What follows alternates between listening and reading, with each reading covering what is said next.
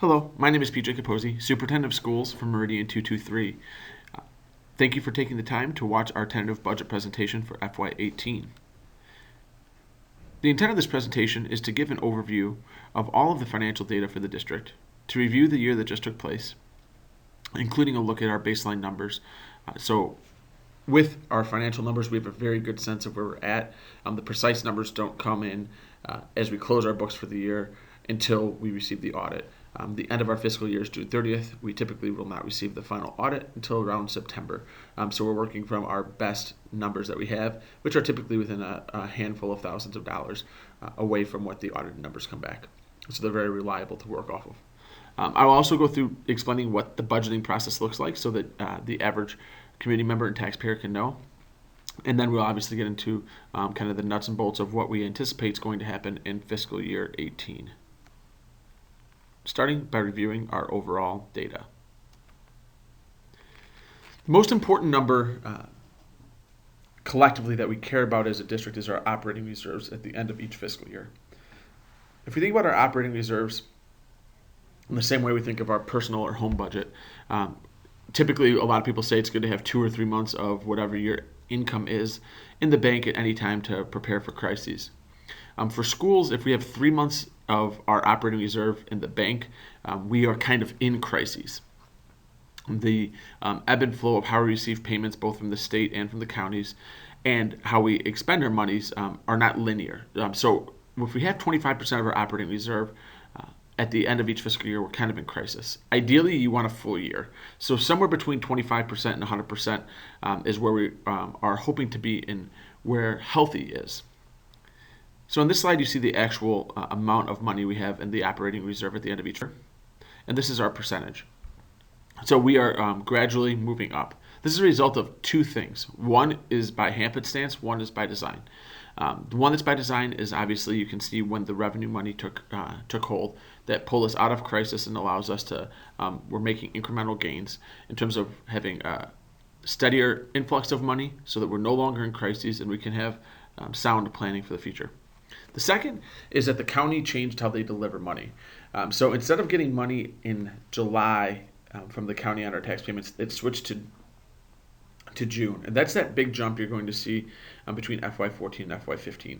It doesn't change really what our cash on hand is. It really just changes how in that 1 year our end of the year books looked, because instead of receiving a payment in July, we received it in June. So there we received 3 tax payments because we received one the previous July, one in the fall, and then one in June. So it kind of elevated. Since then, it's 2 every year. So the increase you're seeing from FY15 to FY18 is kind of the systematic approach that's been taking place as a result of the referendum. The big jump from FY14 to FY15 was a result of that change in procedure from Ogle County. So this is just a glance to let you see what it looks like in terms of surplus and deficit for the total budget. So far I've been talking about the operating budget, and I'll get into more detail as to why operating is more important number to track than our overall, but this is a great snapshot of that. So if you're looking at this, it looks like we have this extraordinarily volatile situation, which is probably strenuous and difficult to manage. It's simply not the case. As you guys are well aware, we have done a lot of work on our buildings. In order to do that, we had to bond through the health, life, safety provision and school code. In FY16, we captured all of that money, right? So we sold the bonds, we recouped the money.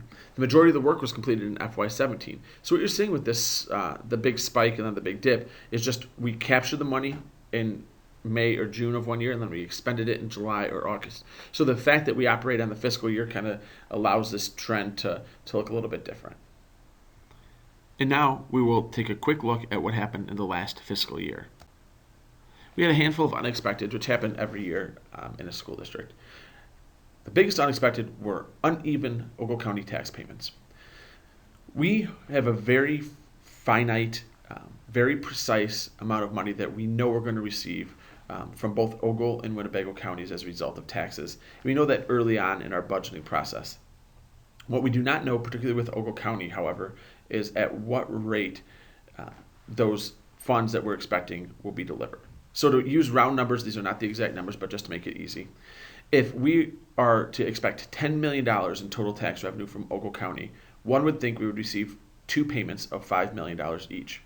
This is important particularly because they fall in different fiscal years. What occurs is that we receive a payment for whatever they have collected at that time. So some years, if we were owed $10 million, we might get $4 million, which means in the subsequent fall payment we'll get $6 million, which throws off what our budgeting looks like based on the fiscal year. This year, we kind of had a very interesting circumstance. We received a very small payment last June, but that's not this fiscal year. So in this fiscal year, we received a very bloated fall payment, but then we received an inflated June payment again. So we kind of had the bookend big payments. So we recovered almost 115% of what we anticipated to in tax revenue from Ogle County. In the long run, this does not affect our books. However, when we examine it based on the audit, it does. So it's just something, again, to be mindful of how it works in the fiscal year. We're recovering the exact same amount of money we're supposed to recover. It's just in what structure we're getting the payments. A couple other things that either happened really well that we're proud of, or things that happened there unexpectedly. The health, life, safety work, when you're doing over 200 line items of work in every building, you expect either delays or overages. Neither of those occurred. So the performance contracting process worked out exceptionally well for us. We received only 2 categorical payments from the state. We were supposed to receive 4 categorical payments each year. This year we would do 5 because they were short 1 from the year before. So now this year even though we received 2, we were short at 3. For us, it's over $700,000. So next year we'll do 7 categorical payments. I'm budgeting to receive 3. If we receive more, that's just benefit for us. And on a good news from the state level is that the general state aid payments were not prorated. We received every dollar that we were entitled to from that process. So again, I explained quickly what was going on with those tax payments. I just put it in writing here so you guys could review it on your own time if you want to. Again, we are receiving the amount of money we're entitled to. We're just not receiving it in a manner which is equally distributed. So here's where our data ended up for the end of FY17. And I know this is a very, very busy chart. So I want to paint your attention to a couple of things.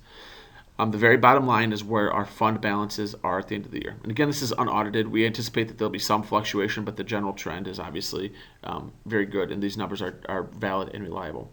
What you'll notice is fire prevention and safety. We have a large negative balance, and then for the end of the year, we have a large negative balance. Again, this is as a result of capturing the money for those projects in the prior fiscal year. So these were anticipated for, budgeted for. This is exactly what we anticipated to happen. So that there was, while it looks like there's this fundamental imbalance, there truly isn't. It's something that we're perfectly comfortable with. And so based on that data, now we'll look at how that translates into the initial. We'll start by looking at all funds. Again, as we trace this slide out, these are the 9 funds that make up a school budget. These are not locally decided. This is decided for us and implemented by the state. So we have Fund 10, 20, 30, 40, 50, so on. 10 is education, 20 is O&M, 40 is transportation, and 70 is working cash. Those are what are known as our operating funds, which we'll get into. Again, the operating funds are important because those are the things we're continually expending monies in terms of salaries and services we provide to kids. Debt services is really what our long-term debt is. Think of that as credit card debt. IMRF Social Security is the retirement for our non-certified, non-teacher employees.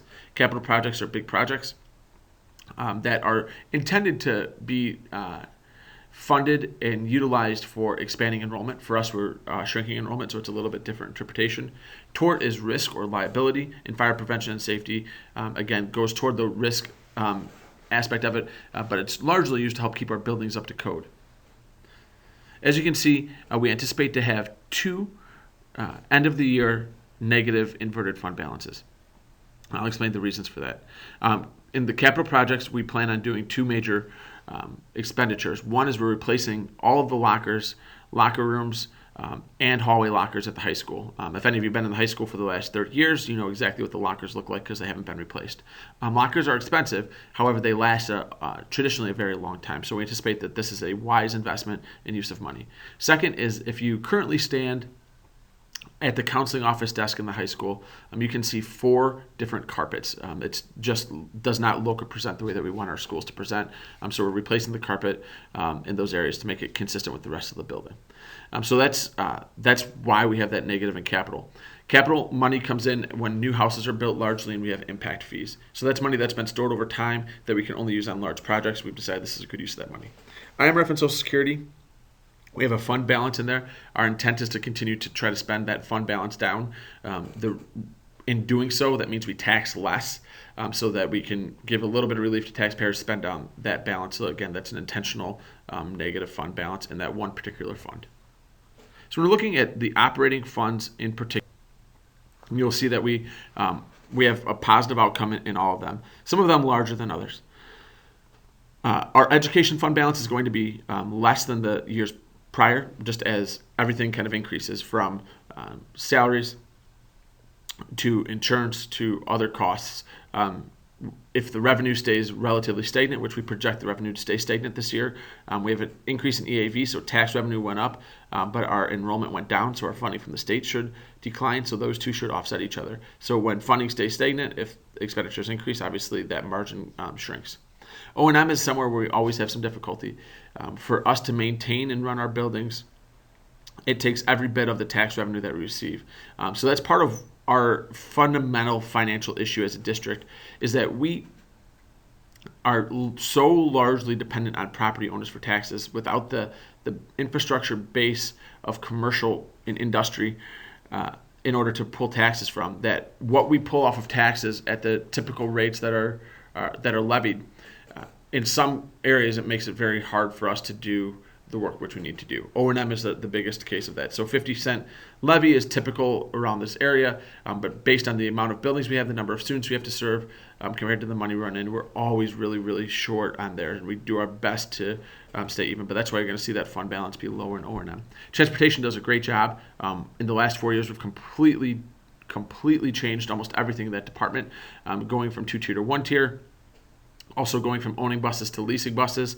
So we had kids on old, broken down buses as late as 4 years ago. Now almost every bus in our fleet, I believe except for one, is less than 3 years old because we have a renewable lease system. So what we're spending in lease, we're actually saving in maintenance. So our kids are getting a much better service, and we're actually saving some money. And then working cash is, again, kind of, for lack of a better term, a rainy day fund. We lobby for that, and we continue to build it until a time comes where there's either a large project to be used, or there's a time of financial instability or imbalance, and we use it to offset those funds. A question I often get is, how do we actually create the tentative budget? And what is the point of the budget, since it's so much guesswork? And so I'll try to explain that over the next slides. There's two separate processes that go into creating the budget. One is expenditures, and so that's largely time-bound for us. Our number one expenditure is human capital. So we spend roughly 80% of everything that we spend as a district is on personnel. And so for us to make those changes, particularly with our more expensive personnel, so administrators or teachers, we have to make those decisions in February or March. So before we know what our revenue is going to be, we have to guess and make that decision on expenditures.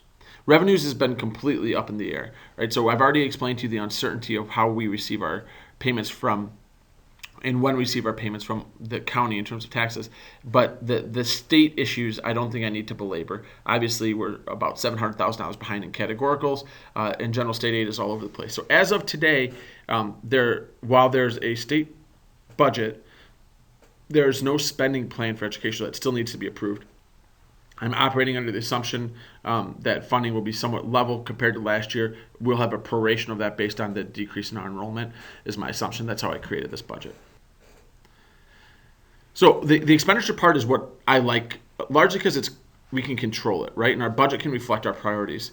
We have hard numbers such as salaries and some controlled expenditures that we know are going to take place. And then there's soft numbers like energy. So we have a good idea what we're going to spend in energy and gas, but we don't have precise numbers because it's based on usage. So we can use trend data and use that based on what we're paying for the service, but it's a soft number that could spike or could decrease for us. Then we also always look at major projects and contingencies. Revenue, again, we're focused largely on the tax payments by the levy. That's where we get the majority of our money. General state aid.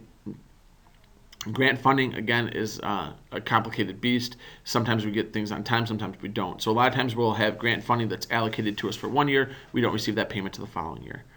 Fees and payments, that's what you, as parents, will pay to us. Again, so we try to recoup that. Again, we've done a really good job in the last 4 years of stopping that. We were having a steady increase in terms of what was owed to us each year. Now we've kind of, that's stagnated, but we still have between $70,000 and $100,000 at the end of each fiscal year that's owed to us in terms of fees. And then we have other miscellaneous revenue, things that such as Medicare, Medicaid, money that comes in that's 10 to 15 grand a year, and then gifts. So we do have a lot of very generous anonymous benefactors that we cannot count on or plan on, but sometimes we get that type of money. So again, the thing that I try to focus on with the board all the time is we control expenditures, we can't control revenues. All I can use on revenues is the best information I have from Springfield, the best information I have from the county, and make reasonable conservative judgments. And so what I always do is I make sure that we give ourselves some wiggle room on expenditures, so I budget a little high. And then on revenues, I give ourselves some wiggle room from the fact that I budget low. So in this case, like I said, I budget for 3 categoricals. If we receive more, that's great. If we receive less, then we are in a stable position that's not hurting the district or putting the district at risk. So this slide is just telling you a little bit about what we get from state funding. General state aid is just based on, they use a formula as to what locally you can contribute. And then based on what is locally able to be contributed, there's a dollar amount assigned that we get per student that attends on an average day. So it's based off of attendance as well. And categoricals are largely reimbursements for special ed, transportation, lunch programs, etc. So for like transportation, we were a low revenue year last year if you look at our data that we showed earlier, just because of the fact that we only received 1 of the 4 scheduled categoricals for last year. I'm going to give you a Cliff's Notes version of fund by fund explanation just to kind of increase the depth of knowledge. Again, any further additional questions, I'd be happy for you. Fund 10 is education. So anything that relates to the education of kids from, this isn't just teacher salaries, but this is including what we pay for, anything out of food service. This is anything that relates to technology, from computers to software renewals to what we pay for our internet. So our big expenditures for that obviously are our salaries. But what Skyward is a big payment for. Our audit is a large payment. OCEC, the special ed cooperative that we belong to, is a very, very large payment, usually over $500,000 a year. Internet connection, phone service. So sometimes we don't remember that schools have to pay for all these things, but we do. Fund 20, this is buildings and grounds. So our primary funding for that is the tax levy. We do put a portion of our general state aid from that we get from Springfield. Again, remember it's called general state aid, so we have discretion as a district as to where we put that. Rental fees, lease monies, etc. So the land that we lease out to be farmed, that money comes in and that supplements and helps fund Fund 20. But again, things that we have to pay for that people don't think about, trash, water, sewer, electric. Fund 30 is just our long-term debt. So whenever we go out for bonds, we get a debt schedule, we pay this off. We levy exactly what we need. We're not allowed to levy over. We're not allowed to levy under. We take that money. We have it in our books for a day or two, and then it goes right off to whom it's owed. Fund 40 is transportation. Transportation, like I said, has gone from having an upside-down budget about 6 or 7 years ago to now being one that ends up with a fund balance each year, in addition to providing better service to our kids. Fund 50 is the retirement system that is used to support our non-certified employees. So anyone who's not a teacher or an administrator is a non-cert employee, from secretaries to buildings and grounds to food service, etc. This is, again, we are allowed to tax as much as we need to in order to pay this off. What our goal is to continue to work to spend that down. And the reason we want to spend it down is because if we are spending it down, that means we're taxing less to our community, which, again, the community has been wonderful to us and supported us through the referendum. So whenever we can make a fiscally conservative decision to spend something down and relieve them, whether it's a percentage point or 2 off of their taxes, we choose to. Fund 60 is the capital improvements. It's not typically used. We're using it for the locker renovation this year. And again, that comes from impact fees. So unless the subdivision goes up or something of that nature, there's really little revenue coming in. Additionally, we don't have discretion as the district as to what those impact fees are for new construction. Those are decided locally by villages. So a lot of times people assume that in some historical deals that the school district has waived its right to collect those things. That's inaccurate. Those are determined solely by the village. Fund 70 is working cash. So it kind of explained to that. It's kind of the money that we can bank to use on whatever we need to use in a given year. Fund 80 is, again, it's tort. So we recoup $520,000 a year on this. Pay for several things such as liability insurance, the money that we pay our lawyers. We also pay a portion of some people's salaries out of it. So a portion of, for instance, my job as superintendent is risk management. So a portion of my salary is paid out of Fund 80 as well. Fund 80, we can tax as much as we want to in order to take care of what we need to do. So when we do our risk management studies, which tells us what we can do, it says that we can tax for probably up to $800,000 in this area. We don't. We tax much lower than that. Again, trying to do what we can to get by and provide a good service to our kids without exploiting ours. And then Fund 90 is Health, Life, Safety. So Health, Life, Safety is a process through which every 10 years we have an architect come in, tell us where our buildings need to be improved and improve the safety for our kids and to ensure they're up to code for the year that the law went into effect.